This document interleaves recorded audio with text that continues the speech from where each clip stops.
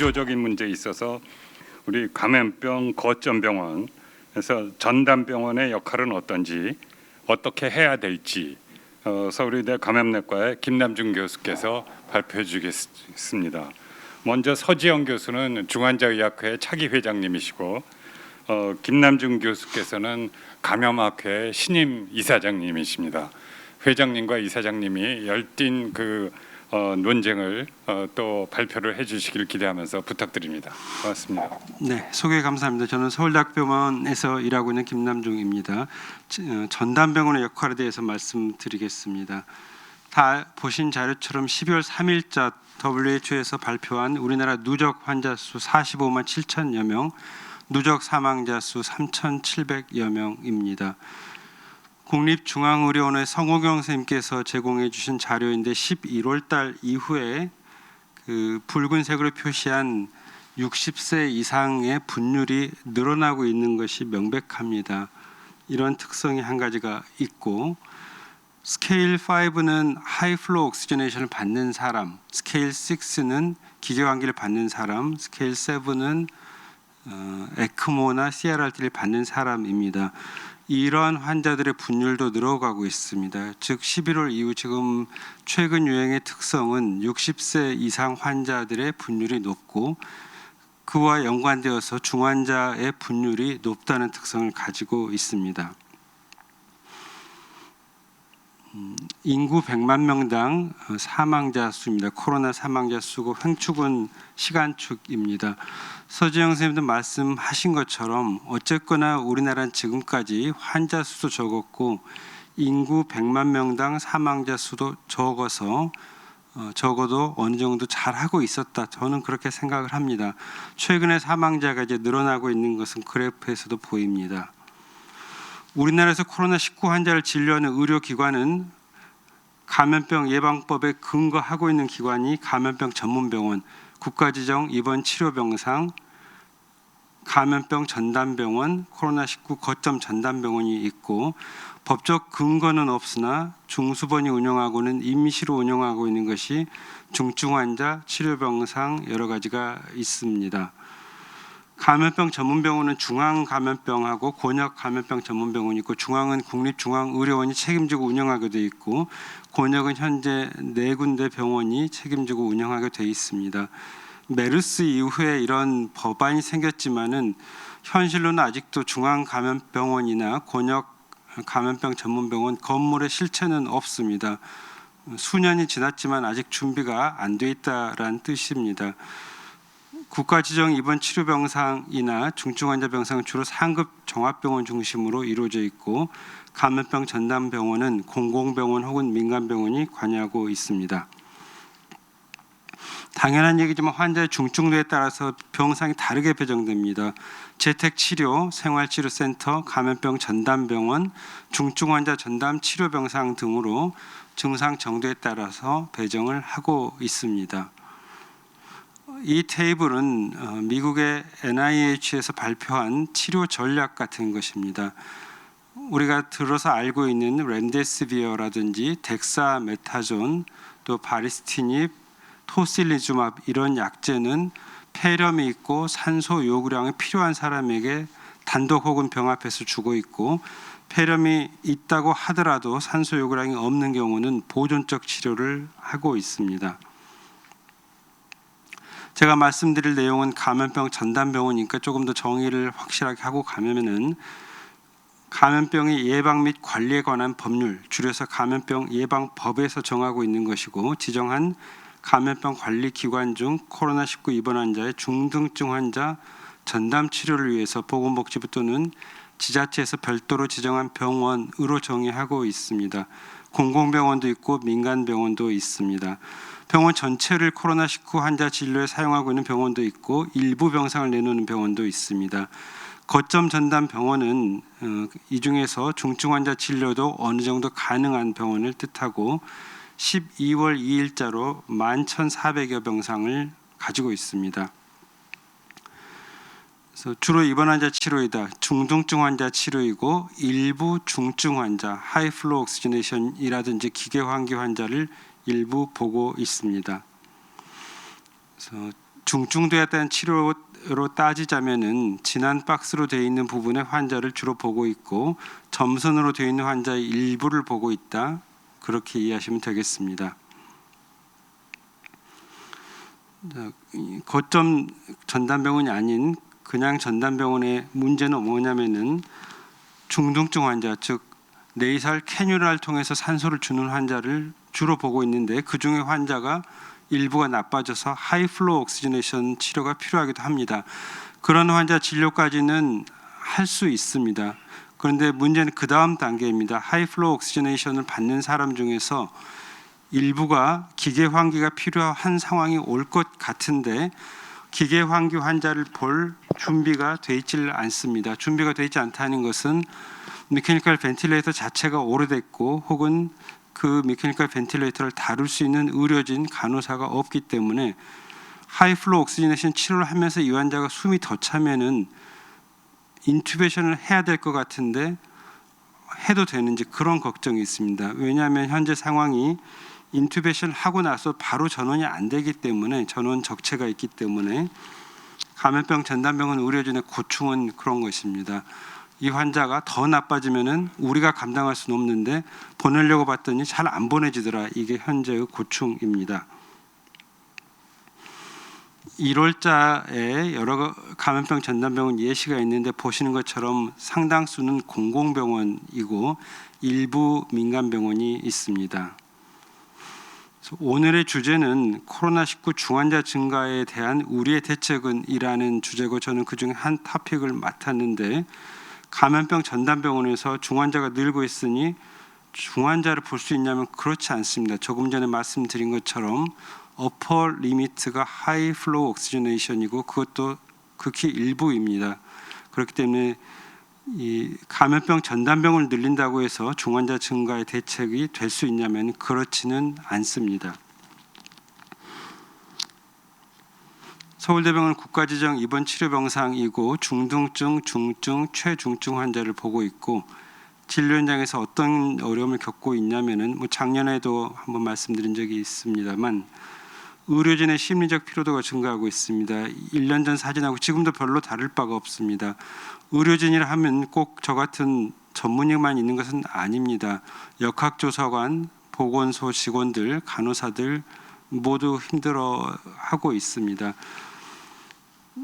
여기에는 감염 전문가하고 중환자 의학 전문가가 섞여 있고 아침마다 미팅을 하고 있는데 심리적 피로도가 늘어날 수밖에 1년 반 이상을 이렇게 하고 있으니까 정부의 이제 방침 중에서 인력 대책을 강구하고 있다는 발표를 종종 보는데 제가 정부라면은 좀 솔직하게 소통을 하겠습니다. 위기 상황 해결한 첫 번째 단계는 투명한 소통인데 냉정하게 따져서 감염 전문가나 중환자 전문가는 어떻게 보강할 방법이 없습니다. 왜냐하면은 트레이닝하는데 2년 반이 걸리기 때문에 정부가 노력을 한다고 하더라도 할 수가 없습니다. 그러니까 제가 정부라면 솔직하게 이야기하겠습니다. 심리적 피로도가 올라가고 있으나 대책은 없으니 잘 참으십시오. 이렇게 할 것 같습니다. 꼭 강조하고 싶은 것은 이것입니다. 우리나라 전체적으로 전염병에 취약한 의료기관이 너무 많습니다. 요양병원 극심한 데입니다. 가장 클라이막스 같은 곳입니다. 한 병실에 6명에서 10명이 입원해 있고 침상간 간격이 1m 이내입니다. 그러니까 이런 곳에서 꼭 코로나19가 아니더라도 결핵이나 인플루엔자 또 코로나19가 생기면은 대량 환자 발생이 되고 있고 언론에서 접하고 있습니다. 심지어 99% 감염 이런 것도 있습니다. 그러니까 전부 다 제 주장은 2인실 아래로 낮추자 그런 것입니다. 이러한 의료기관은 요양병원에만 국한되냐면 그렇지도 않습니다. 병원, 상급 종합병원도 마찬가지입니다. 4인실 이상이 80%입니다. 이 부분에서도 저는 지금까지 정부 잘했다고 생각했지만 제가 정부라면 투명하게 의사소통을 하겠습니다. 만약에 모든 병원이나 요양병원, 요양원을 2인실 아래로 낮춘다면은 2인실 아래로 구조를 바꾼다면은 엄청난 의료비가 필요합니다. 결국 국민이 세금을 내야 되는 것이죠. 현재 상태를 유지하면 국민은 세금을 크게 부담하지 않고 의료 혜택을 누릴 수 있습니다. 하지만 감염병을 막기 위한 양질의 진료를 보장받으려면은 국민 여러분이 더 많은 세금을 내고 피해를 감수하셔야 됩니다. 경제적 피해를 감수하셔야 됩니다. 그렇지 않으면 현 상태를 유지하고 감염병 올 때마다 고통을 받으실 것입니다. 이러한 소통을 할 것 같습니다. 정부는 그런 말 하지 않기 때문에 병실의 문제를 지금 누구도 모르고 있는 것이죠. 아무도 이야기를 하지 않고 있기 때문에 저는 물론 이야기하지만은 전달되지는 않습니다. 서울대학교 병원 내과학의 중환자실이 22병상이고 위에 있는 그림처럼 오픈돼 있었습니다. 오픈돼 있었는데 12병상 1인실로 전부 개조를 해버렸습니다. 그렇게 했더니 그래프는 횡축은 시간이고 중축은 이른바 내성균인 카바페넴 내성 악시네토바우만니의 전파율인데 현재 떨어집니다. 당연히 코로나19 같은 전파도 막을 수가 있는 것이죠. 중환자실을 2인실 아래 1인실로 바꾸면은 감염병 전파 예방에 매우 도움이 됩니다. 다시 말씀드리지만은 많은 비용이 들어가고 하지만 정부 입장에서는 정부는 돈을 여기저기 잘 써야 되기 때문에 정부 입장에서는 우리는 이것을 안다. 하지만은 모든 국민들에게 건강 혜택을 주기 위해서 이러한 길을 가지 않고 대신 감염병 위험을 감수하겠다. 이런 어나운스를 해달라는 게 제 의견입니다. 자, 좀 시니컬하게 이야기해서 중환자실 병상 수는 숫자에 불과하다. 보시는 것처럼 폐는 많이 손상돼 있고 척추에는 이물이 있습니다. 이 환자는 중환자실에 있어서 기계 환기를 벗어난다고 하더라도 실제로는 바로 퇴원할 수는 없고 다른 병원으로 가야 되는데 다른 병원 가는 것이 잘 되지 않기 때문에 이 환자가 중환자실에서 빠져나가지 못하고 새로 환자가 들어와야 될 자리가 새로 만들 수가 없는 그런 컨제스천 현상을 만납니다. 그래서 국가에서 오는 공문은 비교적 스트레이트 포워드하게 만들 수 있습니다. 재택치료나 생활치료센터 하다 나빠지면 감염병 전담병을 보내고 또 나빠지면 중환자 전담치료병상을 보내라. 공문은 만들기 쉬운데 현실은 이 컨제스천 때문에 잘 되지 않고 있는 것입니다. 정부도 알고 있습니다. 이것을 해결하기 위해서 전 원 받는 병원에게 인센티브를 주겠다는 공문을 보냈지만은 제가 보기에 인센티브 폭이 좁아서인지 아니면은 현실적으로 어려워서인지 여전히 병원에서는 전원에 상당한 어려움을 겪고 있습니다. 우리가 이런 100년 만에 나타난 팬데믹을 잘 막을 수 있냐면 그렇지 않죠. 서양도 마찬가지입니다. 우리가 잘한다고 생각하는 미국이나 유럽도 잘 못 막았습니다. 손자병법에 있는 것처럼 우리 상황을 잘 알았고 이 새로운 바이러스를 잘 알았다면은 100번을 싸우면은 위태롭지 않습니다. 100번 싸워서 다 이긴다고 하진 않았습니다. 그런데 우리 상황은 파란색으로 있는 것처럼 우리 준비 상황도 잘 몰랐고 이 바이러스의 특성도 잘 몰랐기 때문에 매전 필태 여전히 위험한 지금도 위험한 상황이 계속되고 있습니다. 여러분 보신 것처럼 그 보라색 있는 것처럼 환자가 갑자기 서지를 하게 되면은 중환자 감당을 할 수 없어 사망이 늘어나기 때문에 우리의 목표는 사회적 거리두기를 통해서 저 피크를 플래트닝하는 것입니다. 그래서 우리가 감당할 수 있게 하고 중환자 수를 줄이고 사망자를 줄이는데 현재까지 잘 왔지만은 현재는 보라색처럼 올라가 버린 상황입니다.